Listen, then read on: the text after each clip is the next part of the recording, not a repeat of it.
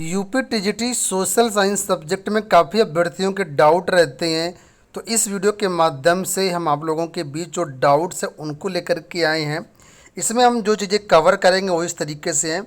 सबसे पहला डाउट रहता है लोगों से कि सोशल साइंस में मेजर 4 सब्जेक्ट होते हैं: इतिहास, भूगोल, नागरिक शास्त्र और अर्थशास्त्र। इन 4 में से किन 2 विषयों की परीक्षा दें? कौन से 2 सब्जेक्ट हमें लेना है? क्या हम ग्रेजुएशन के आधार पर 2 सब्जेक्ट ले सकते हैं या ग्रेजुएशन में सब्जेक्ट नहीं पढ़े अपने मन से कोई भी 2 ले सकते हैं? तो इस प्रश्न को कवर करेंगे। साथ में किन विषयों से हम टीजीटी परीक्षा दें ताकि हमारा चयन हो जाए उसको भी देखेंगे। इसके बाद मेरिट कैसे बनती है, क्या सब्जेक्ट वाइज अलग अलग मेरिट बनती है सोशल साइंस में या जनरल मेरिट बनती है चारों में से? तो इन सभी क्वेश्चन को कवर करेंगे। उससे पहले आपसे गुजारिश है वीडियो को लाइक और शेयर कर दीजिए। साथ में चैनल पर पहली बार आए हैं तो चैनल को सब्सक्राइब भी कर लीजिएगा। चलिए सबसे पहले हम सिलेबस डिस्कस करते हैं सामाजिक विज्ञान का, उसके बाद बात करेंगे आगे।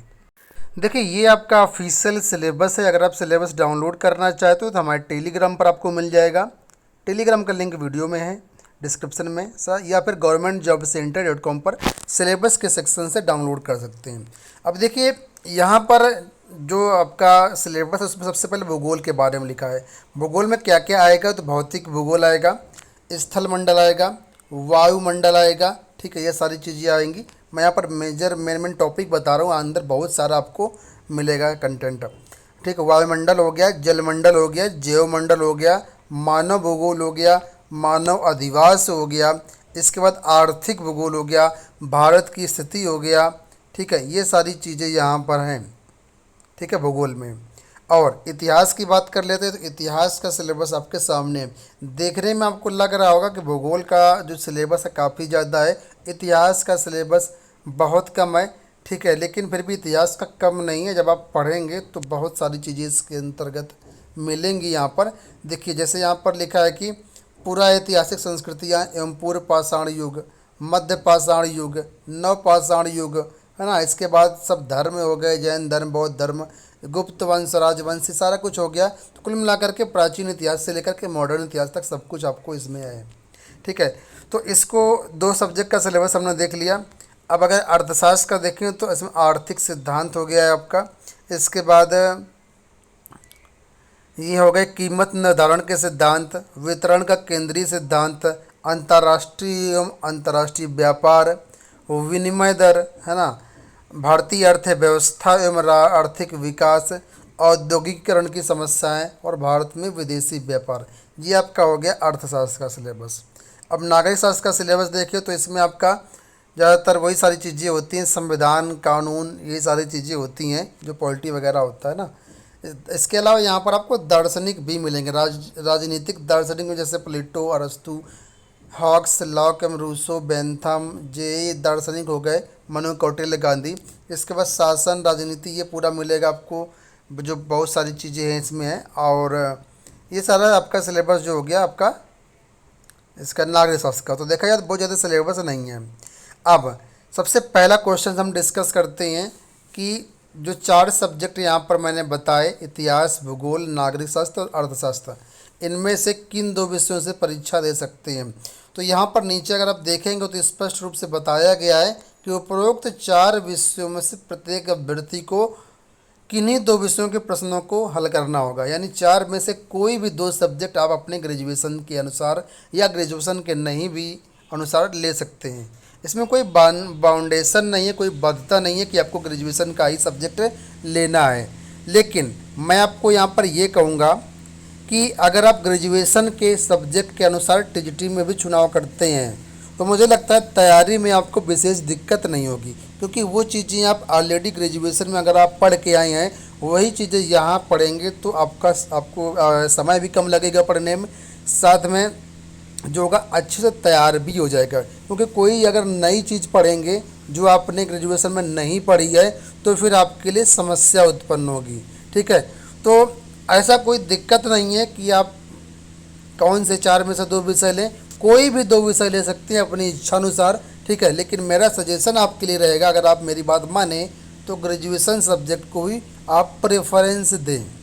ठीक है। अब जो ज़्यादातर छात्र चुनते हैं वो कौन सा सब्जेक्ट चुनते हैं? ज़्यादातर छात्रों का जो विषय रहता है वो हिस्ट्री रहता है और पॉलिटी रहता है या कहें सिविक्स रहता है। ठीक है। बाकी एक बहुत से जो अदर स्टूडेंट हैं वो अन्य सब्जेक्ट को भी चुनते हैं, लेकिन ज़्यादातर की मैं बात कर रहा हूँ। अगर पिछले बार की बात करें 2021 के पेपर में, तो इतिहास वगैरह काफ़ी टफ आया था। ठीक है। तो काफ़ी अभ्यर्थियों को यहाँ पर दिक्कत हुई, हालांकि मेरिट भी उसी सापेक्ष में कम गई है, ये पिछली बार गई थी, है ना। तो ये तो अंदाज़ा नहीं लगाया जा सकता है कि अगली भर्ती में कौन सा विषय टफ आ जाए, कौन सा विषय आसान आ जाए, ये पहले से आकलन नहीं किया जा सकता है। ठीक है। तो यहाँ पर मेरा कहने का सिर्फ एक ही उद्देश्य है कि आपका इंटरेस्ट किस चीज़ में है, उस चीज़ को आप पहचानें। भूगोल में आपका इंटरेस्ट है, इतिहास में आपका इंटरेस्ट है, या सिविक्स में आपका इंटरेस्ट है, या इकोनॉमिक्स में इंटरेस्ट है आपका। ठीक है। उसी के अनुरूप आप लें। और सब्जेक्ट चुनते समय, यहाँ पर तैयारी करते समय ये बात भी आप सोचें कि आप क्या टीजीटी पीजीटी के साथ साथ की कोई अन्य एग्ज़ाम की भी तैयारी कर रहे हैं, जैसे पीसीएस या अन्य लोक सेवा आयोग की कोई वैकेंसी या कोई दूसरा एग्ज़ाम। तो ये भी आप एक बार मन में बिठा लें, चेक कर लें, मतलब उसको एनालाइज कर लें कि जो हम टीजीटी पीजीटी की तैयारी कर रहे हैं क्या हमें दूसरे एग्ज़ाम में वो हेल्प करेंगी। जैसे अगर आप पीसीएस का एग्ज़ाम दे रहे हैं तो जीएस जीके में ये सारी चीज़ें होती हैं। तो अगर आप यहाँ पर उस हिसाब से आप चुनाव करते हैं सब्जेक्ट, तो क्या दूसरे एग्ज़ाम में भी आपको बेनिफिट मिलेगा। इस चीज़ को भी आप लोग आसानी से एनालाइज कर लें और इसके बाद ही आप सब्जेक्ट का चुनाव करें। ऐसा सब्जेक्ट चुनें जो आपको हर जगह हेल्प करे। जहाँ तक मुझे लगता है, जो मैंने आपको बताया कि ज़्यादातर छात्रों की पसंद होता है इतिहास और आपका नागरिक शास्त्र।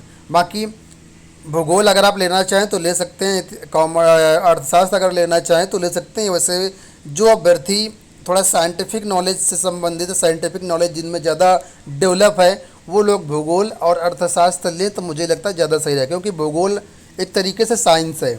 अगर आप भूगोल के डिटेल से पढ़ा है तो उसमें देखा होगा आपने, कॉन्सेप्ट के बेस पर चलती है, जबकि इतिहास क्या होता है वो रटने वाली एक चीज़ होती है। ठीक है। लेकिन भूगोल हो गया या आपका अर्थशास्त्र हो गया, कॉन्सेप्ट बेस पे चलती है, उसके पीछे साइंस होती है। तो अगर आप साइंटिफिक नॉलेज आपके अंदर है और आपको अच्छा लगता है तो आप भूगोल वगैरह भी ले सकते हैं, कोई दिक्कत नहीं है। अब रही बात क्या मेरिट अलग अलग बनेगी, इसका मतलब ये हुआ कि जैसे सपोज कर कोई दो अभ्यर्थी, एक ने ले लिया जियोग्राफी, एक ने ले लिया इकोनॉमिक्स। ठीक है। वहीं पर ये एक कैंडिडेट है, वहीं पर दूसरा कैंडिडेट कोई है, एक है हिस्ट्री वाला और एक है सिविक्स वाला। तो क्या इनकी मेरिट अलग बनेगी, इनकी मेरिट अलग बनेगी? तो ऐसा नहीं है, मेरिट सबकी कॉमन में ही बनेगी। ठीक है। 125 के हिसाब से आपने दो विषयों में कितने क्वेश्चन हल किए, इन्होंने दो विषयों में कितने हल किए, कॉमन मेरिट ही बनेगी। सोशल साइंस के अंदर अलग अलग मेरिट नहीं बनते, सोशल साइंस की पूरी एक ही मेरिट बनेगी। रही बात किस में सिलेक्शन जल्दी मिलेगा, तो दोस्तों कोई भी ऐसा सब्जेक्ट नहीं है जहाँ पर आपको मेहनत ना करनी पड़े। मेहनत हर जगह है, चाहे कोई भी लें आपको पढ़ना पड़ेगा और डीप पढ़ना पड़ेगा। ठीक है। आप अच्छे से टेक्स्ट बुक पढ़ें, कई सारी बुक्स आती हैं उनको पढ़ें, प्रीवियस ईयर पेपर देखें और ज़्यादा से ज़्यादा प्रैक्टिस सेट सॉल्व करें। कोशिश करें अगर आपको ऑनलाइन टेस्ट सीरीज मिल जाती है तो बेहतर है, नहीं तो आप प्रैक्टिस सेट के साथ ऑफलाइन भी तैयारी कर सकते हैं। ठीक है। तो ये मेरा अनुमान था, एक मेरा अनुभव था। आपको क्या लगता है इन सब विषयों के बारे में कमेंट बॉक्स में ज़रूर बताइएगा। और जो कई बार टीजीटी पीजीटी एग्ज़ाम दे चुके हैं, किसी कारण से नहीं हो पा रहा है, आप लोगों का क्या अनुभव रहा है टीजीटी पीजीटी एग्ज़ाम से, आप लोग भी शालीनता से अपने विचार कमेंट बॉक्स में बता सकते हैं। इस वीडियो में जो भी मैंने जानकारी दी वो मेरे स्वानुभव पर आधारित हैं, जो मैंने देखा महसूस किया वो चीज़ें मैंने इस वीडियो में बताई। आपको कौन सा विषय लेना है ये आपकी खुद की मर्जी है। इस वीडियो में इतना ही, धन्यवाद।